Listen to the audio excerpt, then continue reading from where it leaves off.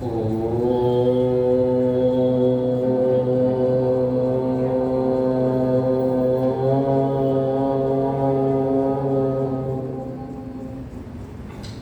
सादर नमस्ते जी। हमारे जीवन का लक्ष्य दुखों से निवृत्ति और सुख की प्राप्ति, अत्यंत दुखों से निवृत्ति। हम जो भी कार्य करते हैं, जो भी उसका प्रयोजन एक ही रहता है, जो भी कार्य कर रहे हैं।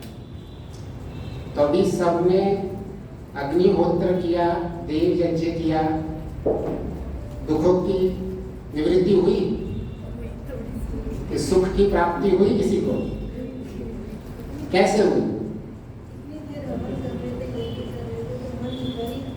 मन उधर ही था। हाँ जी, घर गृहस्थी भूल रहे थे। बड़ों का छोड़िए, मैंने बच्चों से पूछा अच्छा लगता है, भरत के बच्चों से बोलते बहुत अच्छा लगता है। हाँ, इसका तो फोटो भी आया है उसमें, हमारे उसमें ग्रुप में, व्हाट्सएप ग्रुप में। तो मुख्य ये है कि हम जो भी हमारा प्रयोजन होता है, जो भी हमारा कार्य होता है, अगर हमारे सुखों की वृद्धि नहीं हो रही है और दुखों की निवृत्ति नहीं हो रही है, तो कार्य और प्रयोजन विफल हो जाता है।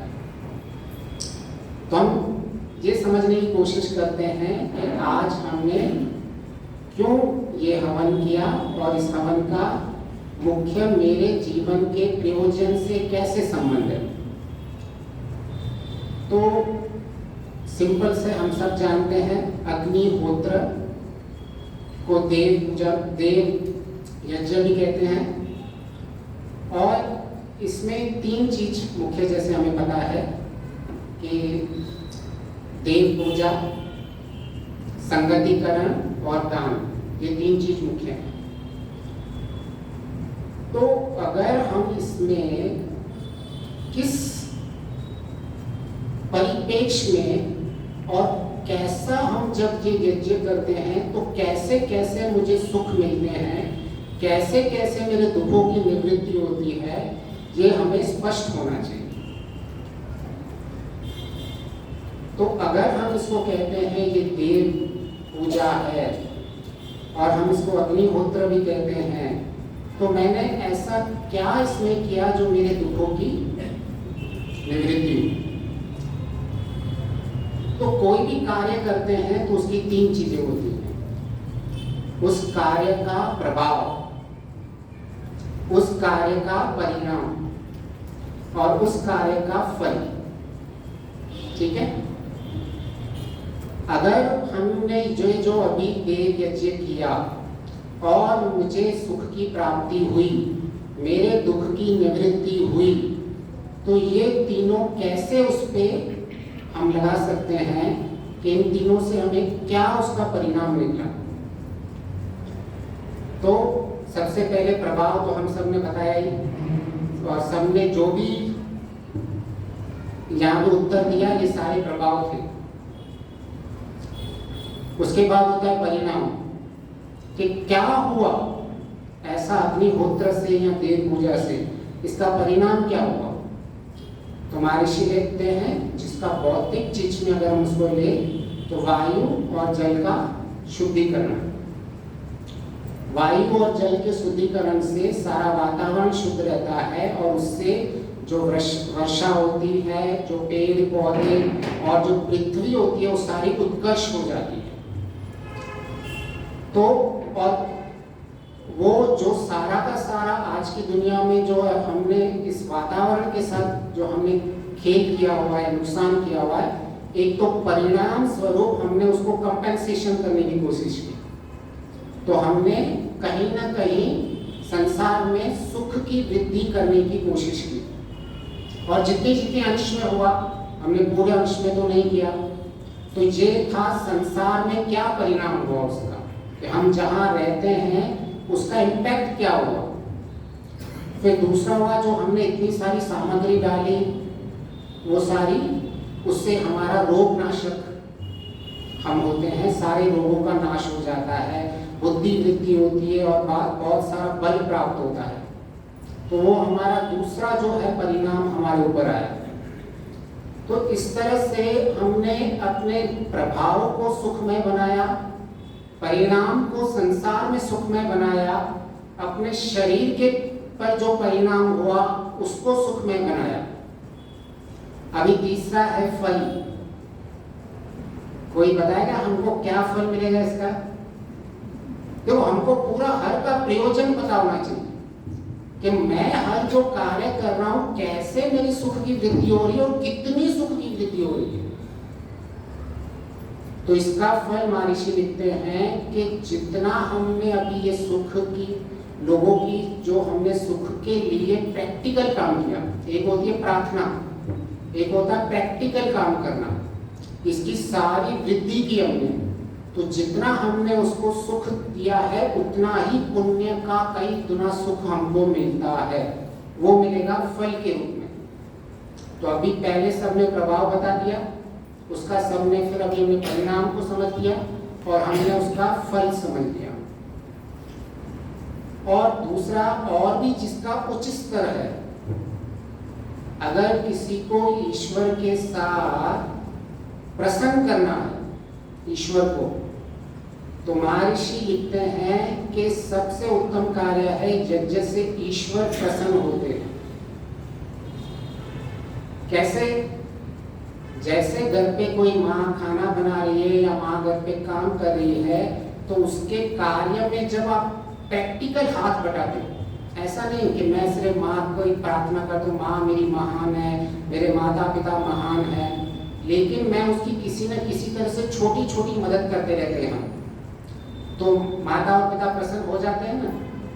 ऐसे ही ईश्वर के जो मुख्य कार्य है इस सृष्टि को रचना और इस सृष्टि को मेंटेन करना, तो आपने लाइव उसको हेल्प किए मेंटेन करने में। ऐसा नहीं कि भी आपने कुछ काम किया उसके बाद उसका परिणाम आएगा या उसका बाद में फल आएगा। तो जो भी लाइव हेल्प होती है उससे हमें प्रसन्न, सबसे सिंपलेस्ट वे है प्रसन्न करने के लिए। अगर किसी को आध्यात्मिकता में और उन्नति करनी है और लग रहा है कि मुझसे ईश्वर को मैं कैसे प्रसन्न कर पाऊं, तो this is the simplest way. महर्षि लिखते हैं कि मुख्य अंत में इसको लेके आते हैं कि ईश्वर प्रसन्न होता है इससे। तो अगर आपको कभी भी ऐसा लगे कि मैं कैसे अपने इष्ट देव को प्रसन्न करूं, तो ये सबसे श्रेष्ठतम कर्म इसको बोला गया है। और 12:45 तक है टाइम, ठीक है, तो 12:40 तक करके फिर प्रश्न उत्तर बोले जाएंगे। तो किसी भी कार्य को जो हम करते हैं तो उसमें हमारा जब मुख्य यहाँ हमने देव पूजा लिया हुआ है, देव यज्ञ कहते हैं, तो सबसे बड़ी शिक्षा हमको ये मिलती है कि हम भी देव बने। यह अग्निहोत्र का और देव यज्ञ का मुख्य लक्ष्य होता है। तो जब तक हमारी जो भी क्रियाएं हैं उनका प्रभाव और परिणाम रूप अगर हम देव नहीं बन रहे हैं तो वो कार्य पूरा नहीं हो रहा है। अच्छा, देव और साधारण मनुष्यों में क्या अंतर रहता है, कोई बताएगा? क्या हम देव बन सकते हैं? एक जड़ देव होते हैं और एक चेतन देव होते हैं। जड़ देव जो पृथ्वी वायु आकाश ये सारे जड़ देव हैं। सबसे मुख्य इसमें शिक्षा ये दी जा रही है कि हम भी देव बने। तो ऐसा क्या कार्य रहता है जो मनुष्य और देव को अंतर लेके आता है? देने वाले बने। हाँ, देने वाले बने। हम देने वाले बने, एक ये हुआ। हाँ जी, तो देव और मनुष्य का एक मुख्य अंतर होता है जो हम प्रैक्टिकल वे में देखने की कोशिश करेंगे। तो मुख्य अंतर होता है, देव होते हैं वो प्रत्यक्ष के साथ साथ परोक्ष को भी देख लेते हैं। देव होते हैं जो दृष्ट के साथ साथ भी अदृष्ट चीज को भी देख लेते हैं, वो होते हैं देव। ऐसी बुद्धि होती है, वो ऐसे विद्वान होते हैं कि जो जो सामने है वो तो उनको दिखता ही है, लेकिन इसके पीछे क्या छुपा हुआ है वो भी उनको दिखते जाता है। तो जब हम प्रैक्टिकल, जब हम डिफरेंस की कोशिश करेंगे कि मुझे देव बनना है तो मुझे कैसा, उसकी कैरेक्टरिस्टिक्स कैसे होती है देव की, तो जब प्रैक्टिकल करते हैं तो हमें ये देखना है कि मेरी बुद्धि का वो स्तर, मेरी विद्वता का स्तर, मेरा देवत्व उतना बढ़ रहा है कि नहीं, कि मैं केवल जो मुझे अभी दिख रहा है उसके पीछे मैं परोक्ष को भी देख पाऊं, जो दृष्ट है उसके पीछे मैं अदृष्ट को भी देख पाऊं। जब तक ऐसी बुद्धि नहीं बनेगी, जब तक ऐसी दृष्टि नहीं बनेगी, हमारा यज्ञ करने का जो देव यज्ञ जिसको कहा गया है उसका मुख्य जो प्रयोजन सिद्ध नहीं होगा। तो हमें देव बनना, तो और इसमें हम सामान्य तरह से भी देख सकते हैं कि एक इंसान सिगरेट पी रहा है, एक इंसान शराब पी रहा है, एक इंसान जो भी व्यभिचार कर रहा है, तो वो जो भी देख रहा है, जो भी कर रहा है, वो उसमें उस वक्त वो सुख पा रहा है। लेकिन बुद्धिमान इंसान क्या करता है, वो क्या देख रहा है, सिगरेट के पीछे क्या देख रहा है, क्योंकि सुख जो सिगरेट पी रहा है, जो शराब पी रहा है, सुख तो वो भी देख रहा है, वो दृष्ट है उसके सामने। लेकिन जो अदृष्ट है वो लंग्स कैंसर को देख रहा है, लिवर खराब हो रहा है वो देख रहा है, मेरे शरीर की हानि हो रही है वो दिख रहा है, वो सब क्या है, अदृष्ट है। तो जब भी आपकी बुद्धि का जितना जितना आपके आगे बढ़ती जाएगी, बुद्धि में विवेक बढ़ता जाएगा, उतना उतना आप में देवत्व बढ़ता जाएगा। तो अगर आप किसी कार्य को करते समय जो सामने इमीडिएट सेंस ग्रेटिफिकेशंस होता है, जो हमारी इंद्रियों को हम सेटिस्फाई करने की कोशिश करते हैं और उसके जो परे देख लेता है कि मैं आज जो खा रहा हूँ, जो आज मैं पी रहा हूँ, उसका मेरे शरीर पे क्या इम्पैक्ट होगा, मेरे मन पे क्या इम्पैक्ट होगा, मेरे बुद्धि पे क्या इम्पैक्ट हो रहा है, हर एक चीज देवों को दिखती रहती है। मतलब जिसकी बुद्धि बढ़ती जा रही है उतना उतना वो देव बनता जा रहा है और अंतिम तक हमें उस महादेव तक पहुंचना है। तो आज का विषय साम वेद का है। आप बोलोगे अब 10 मिनट हो गए, मैंने साम का तो नाम ही नहीं लिया, लेकिन मैं वो परोस रहा हूं पीछे आपको। अगर आप परोक्ष रूप से आप देखोगे तो आपको धीरे धीरे वो भी मिल रहा है, आएगा वो, हम उसको फिर प्रत्यक्ष में भी लेके आएंगे जो मैं परोक्ष पीछे बोल चुका हूं अभी तक। तो अभी हमें इतना श्योर हो गया कि मुझे मनुष्य से देव बनना है, और देव का बहुत ही सिंपलेस्ट मीनिंग है मेरे बुद्धि में विवेक का बढ़ते जाना। देवों में यही खासियत होती है, वो विवेकशील होते हैं। तो बुद्धि का बढ़ना एक अलग बात होती है और बुद्धि में विवेक बढ़ना एक अलग बात होती है। प्राय हम इंटेलिजेंस को बहुत महत्व देते हैं, लेकिन बुद्धि में तो आज के जो हैकर्स हैं वो भी तो बुद्धि वाले हैं, जो पैसे लूट रहे हैं फोन करके, उनमें बुद्धि तो उल्टा हमसे भी ज्यादा है। कैसे टेक्नोलॉजी बन रही है और उस टेक्नोलॉजी को हैक करके सबके अकाउंट से पैसे निकाल रहे हैं। तो अगर देखा जाए तो बुद्धि उनकी अच्छी है ना। तो हमें ऐसी बुद्धि को बढ़ाना नहीं है। बहुत से लोग सकते हैं मैं इंटेलिजेंट बनता हूँ, तो मैंने इसका विस्तार में पहले मैंने इसका बता चुका हूँ, IQ, EQ और NQ, SQ उसका पूरा डिटेल में बता चुका हूँ कि केवल IQ की बात नहीं चलती है, यहाँ EQ, NQ और SQ की भी बात चलती है। मतलब मेरे बुद्धि में क्या सही है क्या गलत है, इसका पूरा मुझे इसका डिक्लेरेशन होना चाहिए मेरे मन के अंदर कि ये सही है ये गलत है। तो उसमें हमें देव बनना है और मुझे अपने सुख की उन्नति करते जाना है। तो अभी मुझे देव बनना है, तो इस देव से मेरे कैसे सुख की उन्नति रहती है। तो इसमें तैत्तरीय उपनिषद में बताया गया है कि देवों का आनंद कितना होता है, कि जो सबसे श्रेष्ठ मनुष्य जिसको मान लो उसका 100 गुना आनंद अगर कह दो तो उसको गंधर्व आनंद कहते हैं, उससे भी 100 गुना कर दो तो उसको देव गंधर्व कहते हैं। ऐसे ही 100 गुना 100 गुना 100 गुना और आनंद को बढ़ाते रहो। अंत में इंद्र देव का आनंद आएगा, बृहस्पति देव का आनंद आएगा, प्रजापति का आनंद आएगा, और वो जो अंतिम महादेव जो ब्रह्म का आनंद है वो 10 to the power of 20 है, 10 महाशंख। इतने बड़े बुद्धि के लेवल तक जाएंगे तो हमें आनंद मिलने वाला है। तो आज जो हम ये देव की पूजा कर रहे हैं, ये देव एक हमें प्रतीकात्मक से बताया जा रहा है कि आपको ऐसे यज्ञ करते ही रहना है हर समय।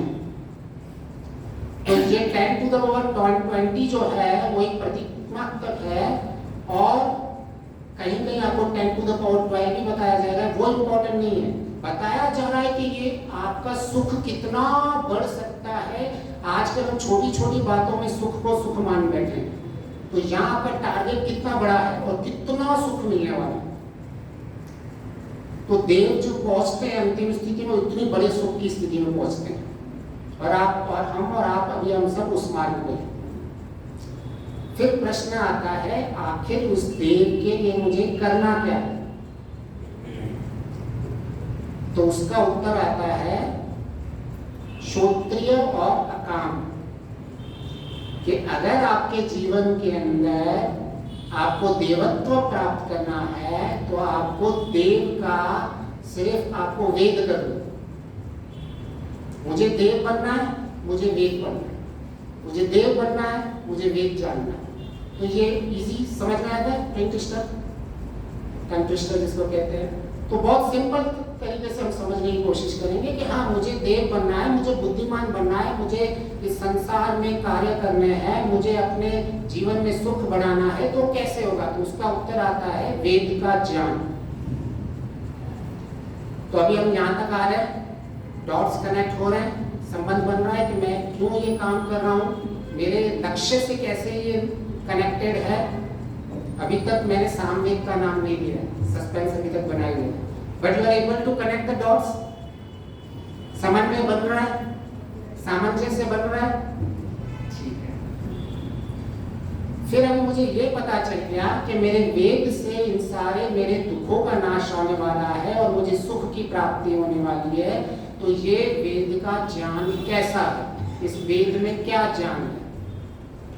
अभी प्राय हमारे ऐसा लगता रहता है कि 4 वेद हैं, इतने मंत्र है, इतने सारों का मैं डिटेल में अध्ययन करूं, तो ये तो बहुत मुश्किल है।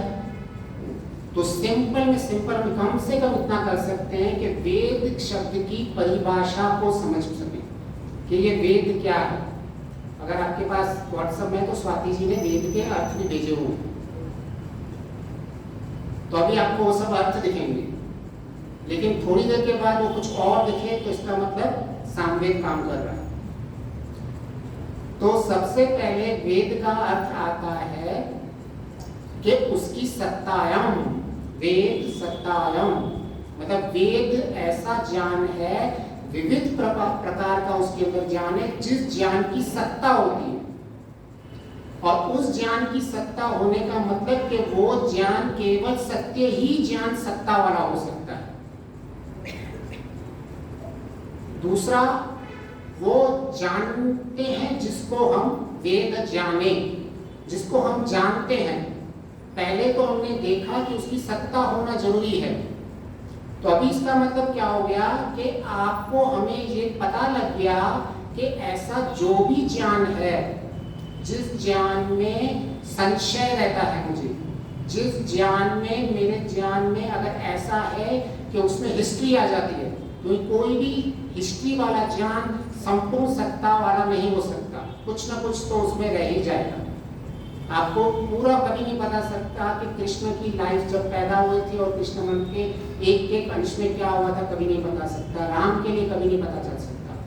तो केवल इतने से ही हमें पता चल जाएगा कि भाई वेद का ज्ञान है, वो कैसा ज्ञान है, वो सत्तात्मक ज्ञान है, उसके अंदर कोई संशय नहीं है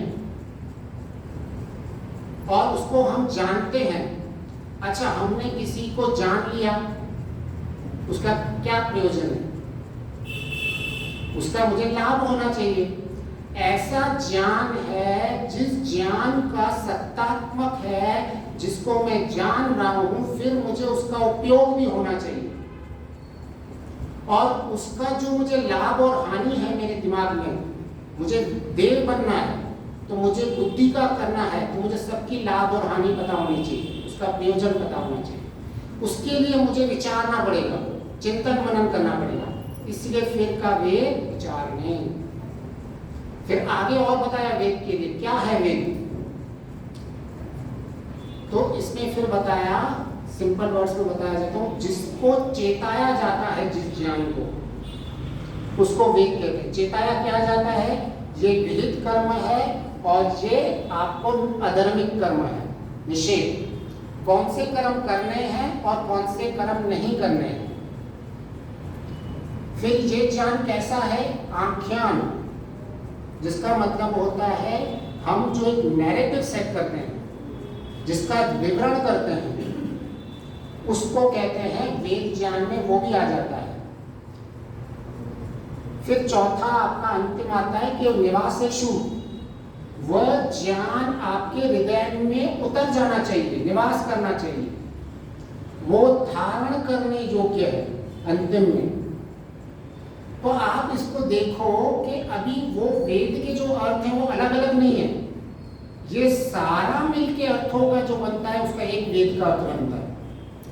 ऐसा ज्ञान जो केवल सत्य ज्ञान हो, ऐसा ज्ञान जिसको मैं जानूं, ऐसा ज्ञान जो मेरे लाभदायक हो, ऐसा ज्ञान जो विचार युक्त हो, ऐसा ज्ञान जिसमें धर्म अधर्म दोनों बताया गया हो, ऐसा ज्ञान जिसका विवरण किया गया हो, ऐसा ज्ञान जिसको मैंने धारण किया हो, उसे वेद ज्ञान कहते हैं। अभी आप देख लीजिए, इसमें एक भी चीज को हटा लीजिए और आप फिर अब उस ज्ञान को उतारने की कोशिश कीजिए। आज ये आप देख रहे हो, बहुत सारा नैरेटिव पेश किया जा रहा है। बांग्लादेश में स्टूडेंट्स, देखो स्टूडेंट्स यूनाइट हो जाते हैं तो क्या कर लेते हैं, सत्ता परिवर्तन कर लेते हैं, ऐसा नैरेटिव सेट किया जा रहा है ना। लेकिन वो स्टूडेंट्स हैं, वो नैरेटिव सही है नहीं है उसका आपको कैसे पता चलेगा। वेद ने क्या कहा उससे पहले, आख्यान से पहले, वो होना चाहिए, चेताया जाना होना चाहिए, मतलब उसमें धर्म और अधर्म दोनों देखने के बाद नैरेटिव सेट किया जाना चाहिए। अभी वो जो स्टूडेंट जो कत्लेआम कर रहे हैं, लुटेरे हैं, आतंकवादी हैं, उनका नैरेटिव सेट किया जाए। तो हमें आज के दिन में ये वेद का ज्ञान कितना महत्वपूर्ण है कि हम किसी ऐसे नैरेटिव जब भी संसार में बनते हैं, हमारे देश में जब भी ऐसे नैरेटिव बनते हैं, इस पृथ्वी पे जब भी ऐसे नैरेटिव, सारे देशों में नैरेटिव बनते हैं, तो हमें ये क्रॉस चेक करना पड़ेगा कि ये नैरेटिव के पीछे क्या है। आज तो स्टूडेंट्स हैं, कल कोई भी हो सकते हैं, फार्मर्स का प्रोटेस्ट भी हो सकता है और फिर से एक नैरेटिव बनाया जाएगा। और ये नैरेटिव अगर हमने वेद शब्द को नहीं समझा, वेद के ज्ञान तो भी दूर की बात है, वेद शब्द को ही नहीं समझा, तो हमारा एक पूरे के पूरे देश की सत्ता पलट सकती है अगर हमने वेद ज्ञान को सही तरह से नहीं समझा। मतलब आप देखिए कि जितना भी ज्ञान इस संसार में, ज्ञान तो बहुत है, नॉर्मली हम क्या कहते हैं, वेद विज्ञान, लेकिन ये साधारण ज्ञान नहीं है। कैसा ज्ञान है उसकी हमारी दृष्टि क्लियर होनी चाहिए, उसमें हमारा सामंजस्य लगा हुआ होना चाहिए।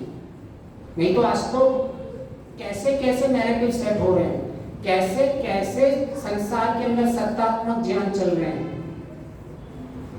अभी आपको कोई भी कह देगा कि भाई, जैसे रामभद्राचार्य ने कह दिया, राम तो अभी वेदों में भी है, तो आप क्या सोचोगे अभी, अरे मुझे तो 4 वेद पढ़ने पड़ेंगे इनका, अगर ये खंडन कर रहे हैं तो।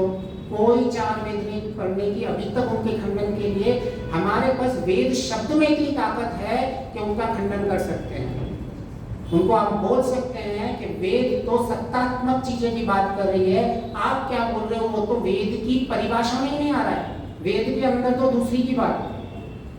तो ये एक ऐसी चीज है जिसके अंदर वेरिफिकेशन कोड दिया हुआ है। कितना साइंटिफिक है सोचो। आप इस संसार में कितने भी ज्ञान है, उस ज्ञान के साथ आप कुरान उठा लो, बाइबल उठा लो और कौन सा भी उठा लो, क्या उसके साथ वेरिफिकेशन कोड दिया हुआ है कि ये ज्ञान सही है या नहीं? जैसे ही आप बोलोगे ये वेद का मंत्र है और ये वेद मंत्र का अर्थ है, तुरंत आप वेद की डेफिनेशन लेके आ जाओगे और आप देखोगे, इसका क्रॉस वेरीफाई कर लोगे कि इसकी डेफिनेशन में आ रहा है या नहीं आ रहा। तो आपको चारों वेदों का ज्ञान नहीं भी है, आपको अभी इतनी संस्कृत नहीं भी आ रही है, अगर आपको व्याकरण नहीं भी आ रहा है, तो भी आप निश्चय कर सकते हो, सामने वाले के सामने खड़े हो सकते हो, बोल सकते हो नहीं आप वेद विरुद्ध बोल रहे हो, ये वेद मंत्र की जो आपकी व्याख्या है गलत है। क्यों? क्योंकि ये मेरे वेद का जो सामंजस्य लगाया हुआ है। अगर मैंने इस वेद शब्द का ही मैंने समन्वय सही से लगा दिया है, तो मुझे ऐसा कोई भी ज्ञान है इस संसार के अंदर मुझे भ्रमित नहीं कर सकता। हम अक्सर कहते हैं हम कर क्या सकते हैं, हम बहुत कुछ कर सकते हैं अगर हम केवल ये जो सिर्फ ज्ञान है, वेद के ज्ञान के शब्द का सही सही अर्थ सबको बता दें। वो तो बहुत दूर की बात है वेदों का सबका ज्ञान है। जितने भी हमारे जो ये नई पीढ़ी है, स्टूडेंट्स हैं, डिफरेंट विंग्स हैं, लेफ्ट राइट विंग है, उनको सिर्फ एक बात कह लीजिए कि हम केवल एक शब्द के ऊपर हमारा चिंतन मनन करेंगे और ये जो शब्द है इसमें कोई भी विरुद्ध नहीं बोल सकता। कोई बोलेगा नहीं नहीं सत्य ज्ञान होना जरूरी नहीं है, सत्यात्मक जगत जरूरी नहीं है, नहीं वो विचारने वाला नहीं होना चाहिए कोई, उसका इसकी डेफिनेशन ही ऐसी है कि कोई इसको विरुद्ध कर ही नहीं सकता। तो हमारे पास कोई भी ज्ञान आ रहा है, हमें उसमें वेरीफाई करना है वेद के शब्द से, बस इतना करना, हमको डिकोड करना है। वरना इस संसार में इतना ज्ञान भ्रमित करके फैलाया गया जा रहा है कि आज इंसान को पता ही नहीं चल रहा है कि सत्य क्या है असत्य क्या है। लेकिन ये बहुत सिंपल है अभी, राइट, कॉम्प्लेक्स तो नहीं था कि भाई ठीक है जिस चीज की मैं बात कर रहा हूँ वो एग्जिस्ट होना चाहिए, जिस चीज की मैं बात जान रहा हूँ मैं उसको जानना चाहिए, जिस चीज की मेरे साथ डिस्कशन चल रहा है उसका मेरा उपयोगी होना चाहिए, वो मुझसे मेरे कुछ फायदे के लिए होना चाहिए, वो उसके ऊपर मेरा चिंतन मनन हुआ होना चाहिए। तो ये अगर हम केवल एक डेफिनेशन वेद की समझा दें लोगों को और केवल इतना समझ में आ जाए तो देवत्व सबका बढ़ता जाएगा और हमारे जीवन में सुख कितना आनंद तक हम पहुंच सकते हैं उसका तो मैंने एक मैथमेटिकल कैलकुलेशन भी आपको बता दिया। अगर कोई डाउट हो कि क्या ये रियली इतना ज्ञान मिलता है, क्या रियली इतना सुख मिलता है, तो ये फैक्ट है। मतलब जैसे एग्जांपल गंधर्व देव है जो म्यूजिक सुनते हैं, आपने देखा है उनको, संगीतकार वाले कितने आनंद में होते हैं, अपनी ही धुन होती है उसको उनके आनंद की, उनको आप कंपेयर नहीं कर सकते हो। उसको आप एलन मस्क का भी अगर उसके पास जैसी दौलत हो उसको भी आप कंपेयर नहीं कर सकते हो, आंतरिक इतना प्रफुल्लित रहता है। इसीलिए सामवेद की बहुत महिमा है। पहली बार मिस किया नहीं सामवेद मैंने, शाम के ऊपर प्रस्तुति चल रही है और शाम की बात नहीं हो रही।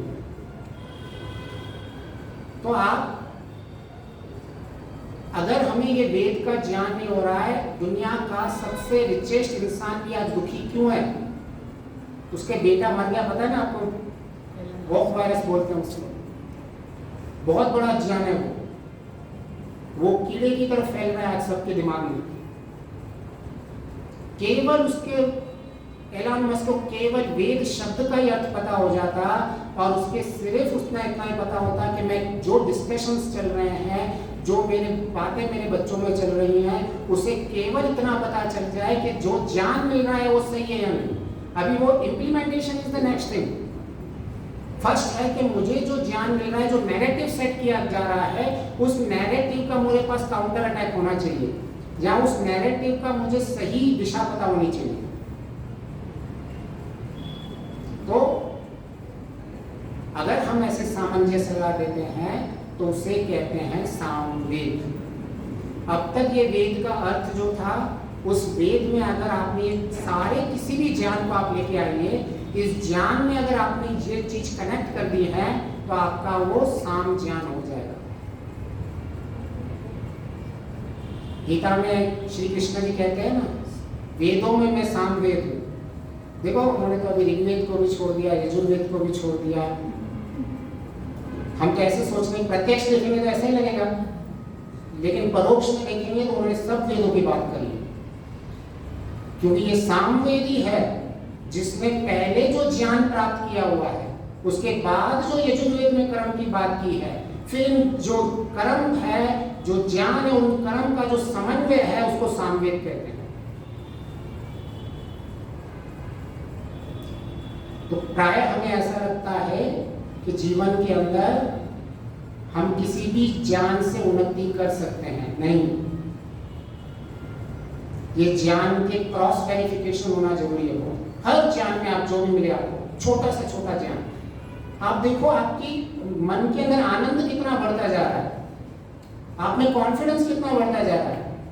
आज तो जैसे बेलचाल चल रहे हैं, तो हमें जो देखना होता है वो हमें ये देखना होता है कि हमारे ज्ञान में कितनी परिपक्वता है।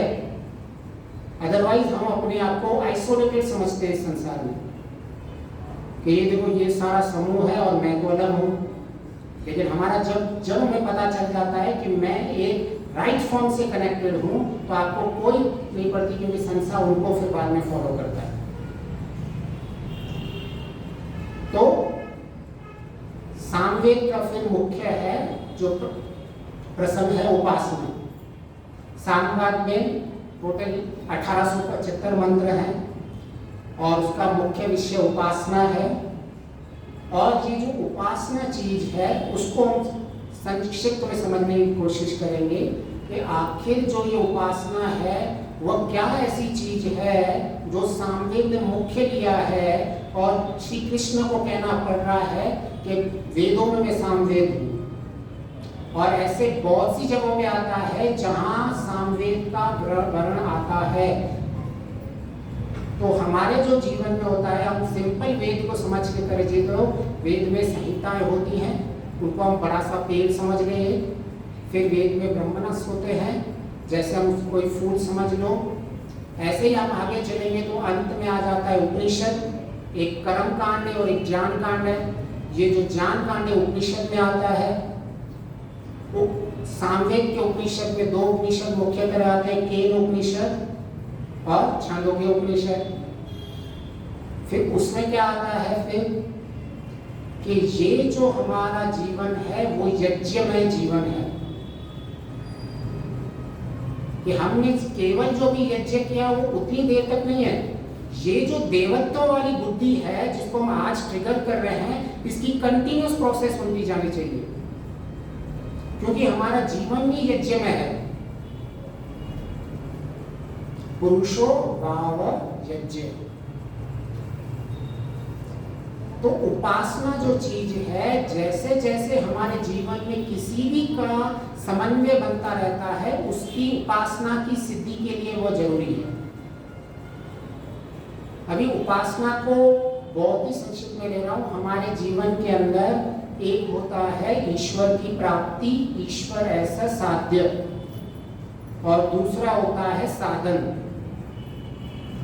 उपासना से हम साधन का प्रयोग करके हम पात्र बनते हैं उस साध्य से का आनंद मिलने के लिए।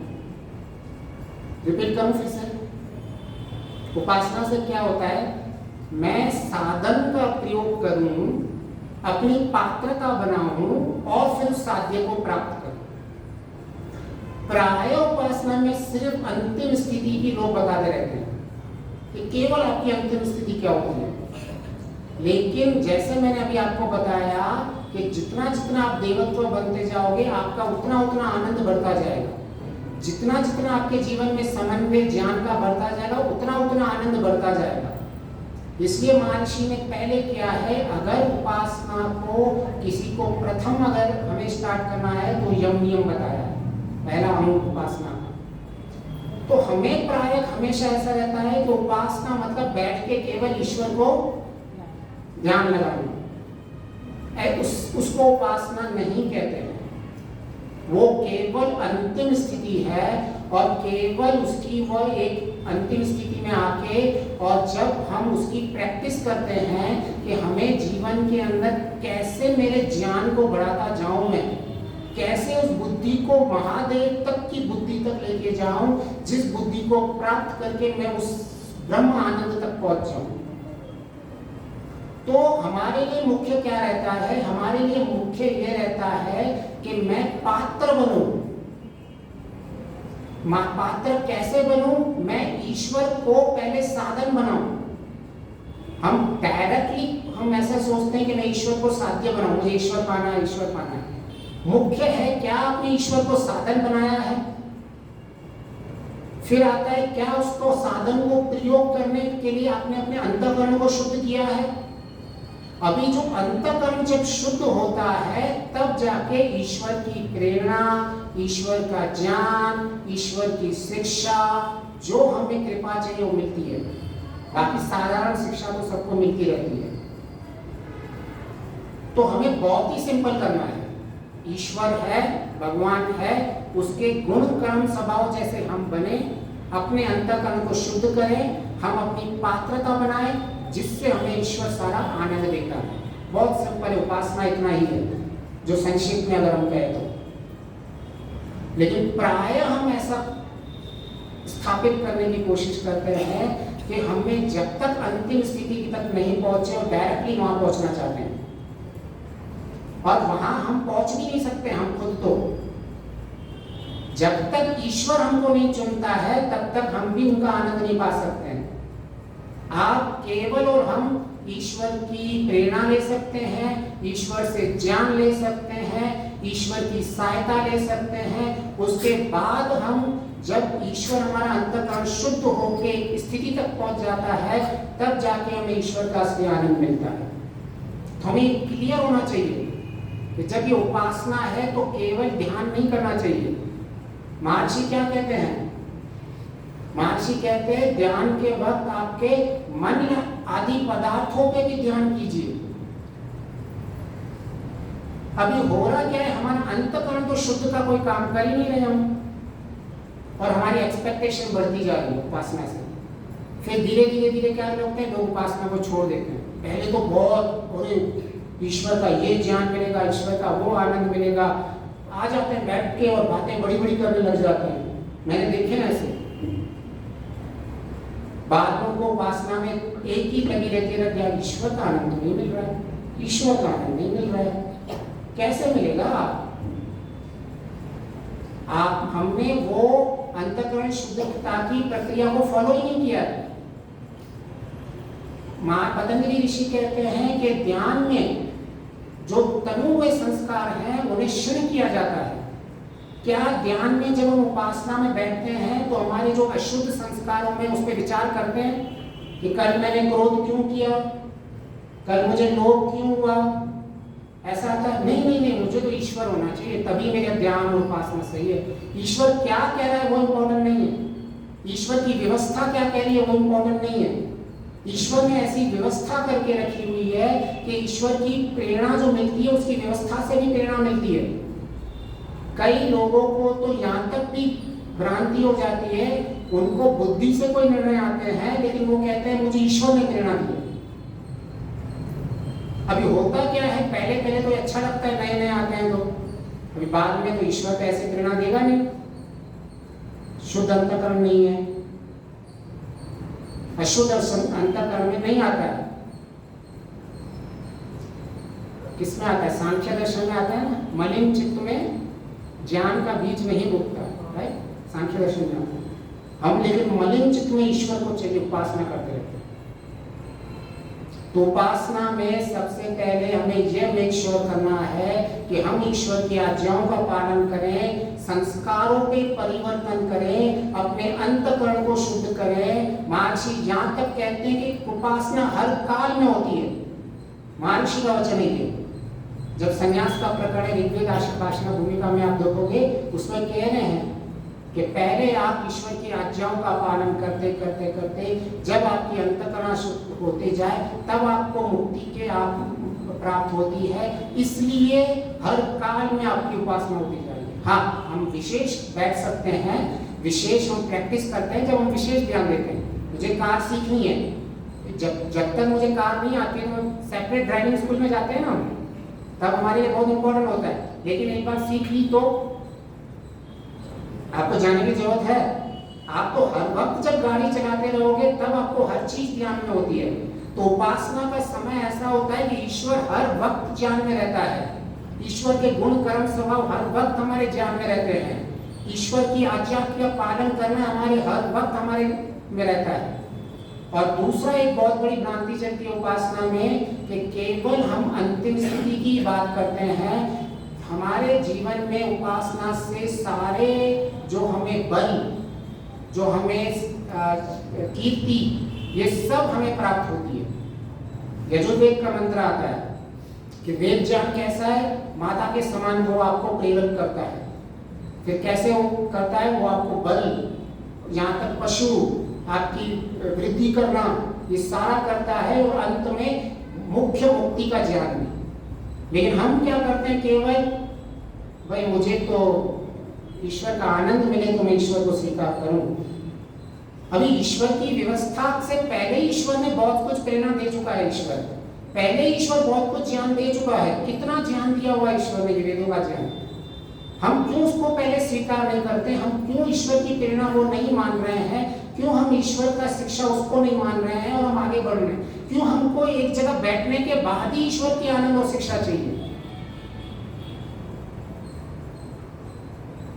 जब तक ये हमारे डाउट्स क्लियर नहीं होंगे, हमारे जीवन में कभी भी ध्यान उपासना कभी क्लियर नहीं होती है। पहले कुछ लोग होंगे रिलैक्सेशन मेडिटेशन उसको बोलते हैं, दूसरे को बोलते हैं कंसंट्रेशन एंड फोकस मेडिटेशन, ये आप कर सकते हो, ये उपासना नहीं है।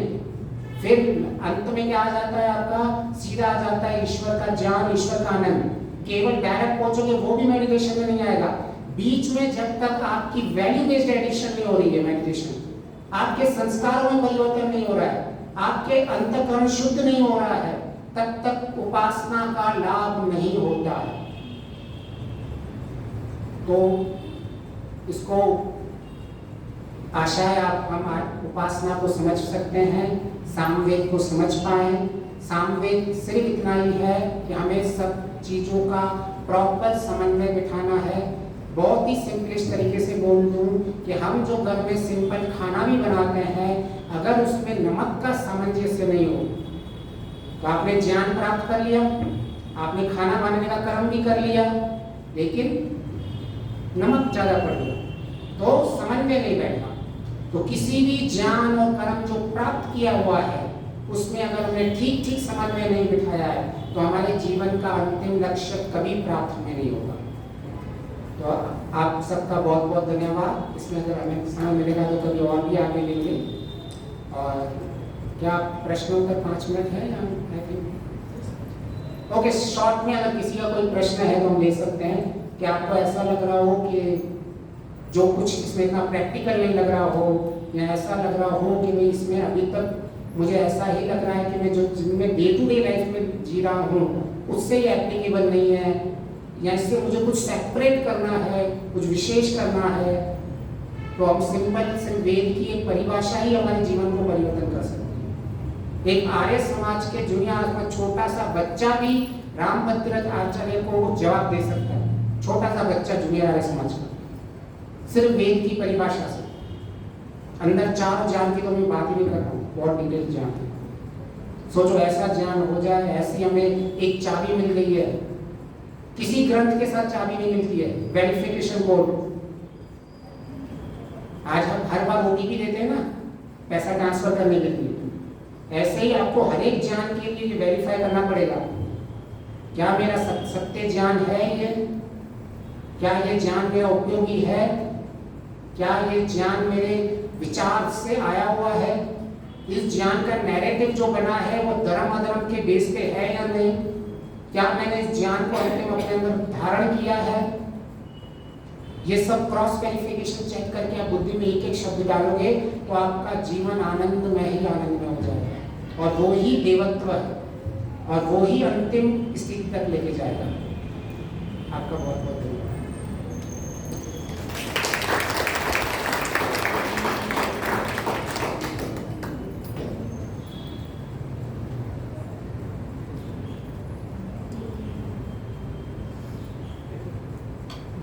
बहुत बहुत बहुत धन्यवाद लकी जी का। बहुत सिंपल शब्दों में, और मैं कहूँ कि अगर इसमें से कुछ एक या दो सेंटेंसेस में ले जाने वाली बात है कि अपने मन को, अपने अंतःकरण को शुद्ध करें, और अंतःकरण को शुद्ध करने के लिए राग और द्वेष से निवृत्ति। जो भी देखे सुने विषय हैं, जिनको भी जानते हैं, जिनसे भी लेश मात्र भी राग है, द्वेष है, उससे निवृत्ति और मन को अपने वश में करना। अगर हम ये कर लेते हैं और वेद की परिभाषा सही शब्दों में जान लेते हैं, तो हम इस मार्ग पर आगे बढ़कर समन्वय को अपने जीवन का एक अभिन्न अंग बना सकते हैं। प्रवचन तो हम रोज सुनते हैं, आजकल तो प्रवचन की कमी है ही नहीं। अपने YouTube पे लगा लीजिए, सुबह से रात तक एक के बाद एक प्रवचन है, वो चलते रहते हैं। जैसे कुकर में दाल बनती है ना, वो बनती रहती है, प्रवचन चलते रहते हैं। हमारे मन में अपने प्रवचन चल रहे हैं। तो मन को शुद्ध करके, वही बात जो कई साधु लोग प्रवचन में, सन्यासी विद्वान कहते हैं कि अगर पात्र शुद्ध नहीं है, पात्र साफ नहीं है, तो उसमें जो कुछ भी डालेंगे वो खाने लायक नहीं होगा। तो पात्र की शुद्धि क्या है? अंतःकरण की शुद्धि। और वो केवल कहने से नहीं, जैसे बताया लकी ने और जैसे हम लोग सब पढ़ते भी हैं कि ये उपासना तो हर पल हर क्षण चलती है। हमें केवल अपने साथ रहना है। अनफॉर्चुनेटली हमारी इंद्रियां, अनफॉर्चुनेटली तो नहीं, प्रैक्टिकली उनका भी लाभ है, पर हम लोग इंटरेस्ट लेते हैं दूसरों को देखने जानने में। अगर वही दृष्टि हम अपनी तरफ कर लें, हम ये जानने की कोशिश कर लें कि इस समय मेरे मन में क्या चल रहा है, मुझे क्या करना है, सत्य को ही धारण करना है, और वो सत्य जो उपयोगी हो, जो धारण करने के योग्य हो, जो मुझे पल पल समय समय पर चिताए कि ये ठीक है या नहीं, उसको धारण करना है। इन्हीं शब्दों के साथ लकी जी का बहुत बहुत धन्यवाद। और आज हमारे समाज के यंग युवा सदस्य शुभाल जी, एक बार खड़े हो जाइए, लोग आपको देखें तो आशीर्वाद देंगे। कल इनका जन्म दिवस था, आज हम सब ने मिलकर इनको जन्म दिवस के बधाई दी, इनको आशीर्वाद